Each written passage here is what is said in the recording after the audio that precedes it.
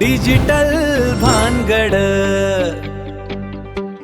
पुणे विधान परिषदेच्या रणांगणात महायुतीचे विक्रम काकडे बिनविरोध निवडून आले खरे, पण या विजयानं जितकी उत्तरं दिली त्यापेक्षा जास्त गूढ प्रश्न मागे सोडले.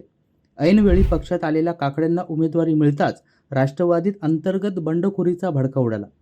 भाजपचे प्रदीप कंद आणि महाविकास आघाडीचे श्रीकांत पाटील यांनीही शड्डू ठोकल्यानं काकडेंचा पराभव निश्चित मानला जात होता. मग अचानक असं काय घडलं की अवघ्या 24 तासात हे सर्व तगडे विरोधक एका पाठोपाठ एक मागे हटले. या संपूर्ण पडद्यामागच्या खेळाची सूत्र हल्ली ते थेट सिल्वर ओकवरून ज्येष्ठ नेते दिलीप वळसे पाटील आणि संजय काकडे यांनी मध्यरात्री खेळलेल्या एका गुप्त डावानं संपूर्ण राजकीय गणितं फिरवली. जय आणि पार्थ पवारांसोबत झालेल्या आर्थिक व्यवहारांच्या चर्चा आणि त्यातच शरद पवारांनी महाविकास आघाडीच्या उमेदवारांना केलेला तो एक रहस्यमयी फोन, या सगळ्या मागे केवळ निवडणूक बिनविरोध करण्याचा हेतू होता की आगामी काळातील मोठ्या राजकीय भूकंपाची ही नांदी आहे. 95% मतदारांचे संख्याबळ असतानाही काकडेंना विरोधकांचे पाय धरून मनधरणी का करावी लागली? हा विजय खरोखरच महायुतीचा आहे की पडद्यामागून अजूनही पवारच पॉवर गेम खेळताय? हा राजकीय सस्पेन्स येणाऱ्या काळात महाराष्ट्राच्या राजकारणाला कोणतं नवं वळण देणार याकडे आता सर्वांचं लक्ष लागलेलं आहे. नेमकी हे राजकारणातला गेम कसा खेळला गेला तेच आजच्या या व्हिडिओच्या माध्यमातून आपण समजून घेणार आहोत. नमस्कार मंडळी, तुम्ही पाहताय डिजिटल भानगड. पुणे विधान परिषद निवडणुकीच्या निमित्तानं गेल्या काही दिवसांपासून राज्याच्या राजकीय वर्तुळात प्रचंड खळबळ उडाली होती. अंतर्गत नाराजी, बंडखोरीचे संकट आणि विरोधी पक्षांचे तगडे आव्हान अशा त्रिवेणी संगमात अडकलेली ही निवडणूक अखेर नाट्यमय घडामोडीनंतर बिनविरोध पार पडली. महायुतीचे उमेदवार विक्रम काकडे यांनी या निवडणुकीत बाजी मारली असून त्यांच्या या विजयामागं पडद्याआड घडलेल्या अनेक राजकीय हालचाली, ज्येष्ठ नेत्यांची मध्यस्थी आणि अचूक रणनीती कारणीभूत ठरलेली आहे. विशेषतः राष्ट्रवादी काँग्रेसचे ज्येष्ठ नेते आणि माजी मंत्री दिलीप वळसे पाटील आणि स्वतः विक्रम काकडे यांच्या वडिलांनी केलेल्या यशस्वी मध्यस्थीमुळे या निवडणुकीतील सर्व मोठे अडथळे दूर झाले.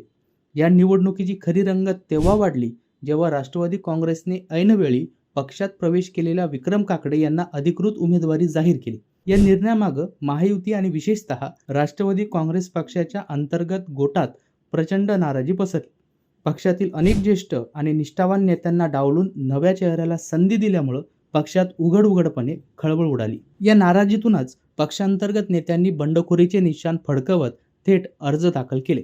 तर दुसरीकडे मित्रपक्षी असलेल्या भाजपकडून प्रदीप कंद यांनीही आपला उमेदवारी अर्ज दाखल करून महायुतीसमोरील अडचणी वाढवल्या. एका बाजूला पक्षांतर्गत बंडखोरी आणि दुसऱ्या बाजूला मित्रपक्षांचे आवाहन अशा दुहेरी कात्रीत अडकलेल्या विक्रम काकडे यांच्यासाठी हा मार्ग अत्यंत खडतर बनला होता.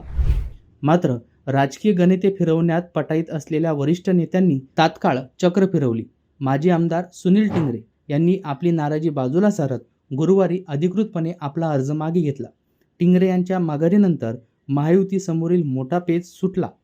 असं जरी असलं तरी भाजपचे प्रदीप कंद आणि राष्ट्रवादी काँग्रेस शरदचंद्र पवार पक्षाचे श्रीकांत पाटील यांचं आव्हान अजूनही कायम होतं. अखेर महायुतीच्या वरिष्ठ नेत्यांनी प्रदीप कंद यांची मनधरणी करण्यात यश मिळवले आणि त्यांनीही आपला उमेदवारी अर्ज मागे घेतला.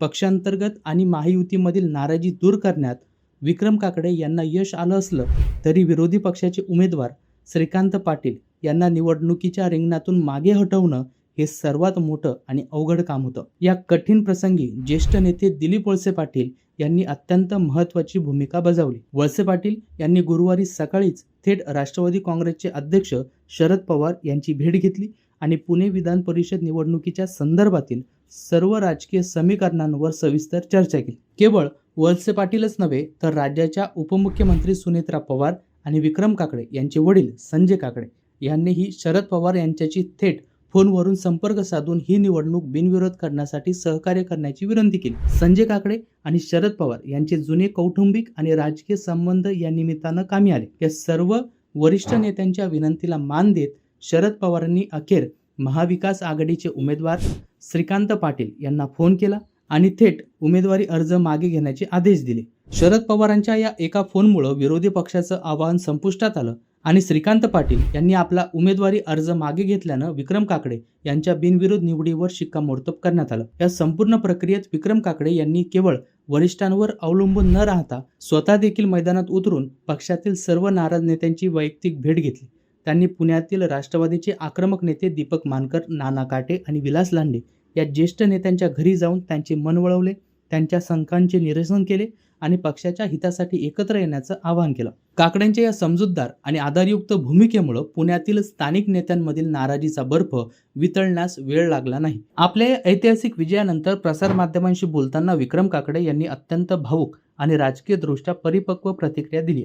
त्यांनी आपला हा विजय थेट अजित पवार यांना समर्पित केला. जर आज अजितदादा स्वतः या ठिकाणी उपस्थित असते तर या विजयाचा आनंद अधिक द्विगुणित झाला असता, अशा शब्दात त्यांनी आपल्या भावना व्यक्त केल्या. सोबतच त्यांनी उपमुख्यमंत्री सुनेत्रा पवार आणि महायुतीच्या सर्वच वरिष्ठ नेत्यांचे आभार मानले. विरोधी पक्षाच्या गोटात आणि शरद पवारांच्या पक्षात अंतर्गत नक्की काय घडामोडी झाल्या याबद्दल आपल्याला अधिक माहिती नसल्याचं सांगत त्यांनी अत्यंत सावध भूमिका घेतली. मात्र आपले वडील संजय काकडे यांचे शरद पवारांशी झालेल्या संभाषणामुळे निवडणुकीला वेगळं वळण दिलं, हे त्यांनी प्रांजळपणे मान्य केलं. या निवडणुकीदरम्यान राजकीय वर्तुळात मोठ्या प्रमाणावर आर्थिक देवाणघेवाण म्हणजेच घोडेबाजार झाल्याचा जोरदार चर्चा रंगलेल्या होत्या. या चर्चांचा अत्यंत स्पष्ट शब्दात समाचार घेत विक्रम काकडे यांनी सर्व आरोप फेटाळून लावले. ते म्हणाले की या निवडणुकीत घोडेबाजार होण्याचा कोणताही प्रश्न उद्भवत नव्हता, कारण आमच्या महायुतीकडे आधीपासूनच तब्बल 95% मतदारांचं संख्याबळ स्पष्ट होतं. त्यामुळं निवडून येण्यासाठी आम्हाला कोणत्याही गैरमार्गाचा अवलंब करण्याची गरजच नव्हती.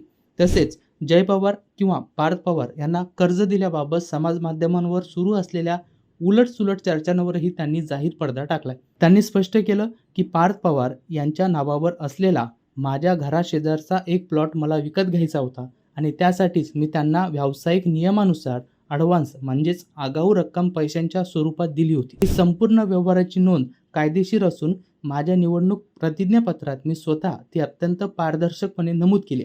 त्यामुळं या व्यावसायिक व्यवहाराचा आणि राजकारणाचा कोणताही संबंध जोडणं चुकीचं आहे. एकंदरीत पाहता पुणे विधान परिषदेची ही जागा काबीज करण्यासाठी महायुतीनं केवळ संख्याबळाचा वापर केला नाही, तर पडद्यामागील अत्यंत सूक्ष्म आणि प्रभावी राजकीय हालचालींवर देखील भर दिला. अजित पवार गटाची रणनीती, वळसे पाटलांचं राजकीय कौशल्य, संजय काकडे यांचं थेट शरद पवारांशी असलेले संबंध आणि सुनेत्रा पवारांची मध्यस्थी या सर्व घटकांच्या अचूक समन्वयामुळे काकडेंचा विजय सुकर झाला. अंतर्गत बंडखोरी शमून विरोधकांना नमूद ही निवडणूक बिनविरोध करणं हा महायुतीसाठी अत्यंत प्रतिष्ठेचा आणि आगामी काळातील राजकीय समीकरणांना दिशा देणारा मोठा विजय ठरला आहे. पुणे विधान परिषदेचा हा क्लायमॅक्स वरकरणी शांत दिसत असला तरी या शांततेच्या पोटात भविष्यातील मोठ्या राजकीय वादळाची बीजं रोवली गेली आहेत. ज्या निवडणुकीत घोडेबाजारांपासून तर थेट पवारांच्या सुपुत्रांसोबतच्या प्लॉट डिलिंगपर्यंतचे गंभीर आरोप जाहीरपणे चव्हाट्यावर आले, ती निवडणूक एका रात्रीत इतकी पवित्र आणि बिनविरोध कशी झाली, हा प्रश्न महाराष्ट्राच्या सुजाण जनतेला पडलेला आहे. 95% बहुमत खिशात असल्याचा दावा करणाऱ्या महायुतीला विरोधकांचा एक अर्ज मागे घेण्यासाठी थेट बारामतीच्या सर्वोच्च दरबारात लोटांगण घालावं लागलं. यातच खरा सस्पेन्स दडलेला आहे. विक्रम काकडेंनी हा विजय अजितदादांना समर्पित केला असला तरी या विजयाची खरी स्क्रिप्ट दादांच्या राष्ट्रवादीने नाही, तर वळसे पाटलांच्या मध्यस्थीनं थेट शरद पवारांनी लिहिली आहे. ही वस्तुस्थिती नाकारता येत नाही. काकडेंचे वडील आणि पवारांचे फोनवर झालेले गुप्तगू हा केवळ या निवडणुकीपुरता मर्यादित करार होता की आगामी विधानसभा निवडणुकीपूर्वी महायुती आणि महाविकास आघाडीत पडद्याआड शिजणाऱ्या एखाद्या मोठ्या महाखिचडीचा हा ट्रेलर होता. निवडणूक संपली, गुलाल उधळला गेला, पण विरोधकांनी घेतलेली ही माघार म्हणजे महायुतीचा पराक्रम नसून पवारांनी अत्यंत हुशारीनं टाकलेला शह आहे. आज माघार घेणारे उद्या कोणता मोठा राजकीय स्फोट करणार आणि या बिनविरोध तडजोडीची किंमत महायुतीला भविष्यात काय मोजावी लागणार, हा सस्पेन्स संपलेला नाही, तर इथूनच महाराष्ट्राच्या सत्तेचा एक नवा थरारक आणि तितकाच धोकादायक राजकीय ड्रामा सुरू झालाय. बाकी मंडळी, काकडेंची ही जागा बिनविरोध निवडून आली असली तरी यावर शिजलेल्या राजकारणासंदर्भात तुम्हाला नेमकं काय वाटतंय ते कमेंट करून नक्कीच कळवा. आणि अशाच माहितीपूर्ण व्हिडिओसाठी पाहत राहा डिजिटल भानगड. डिजिटल भानगड.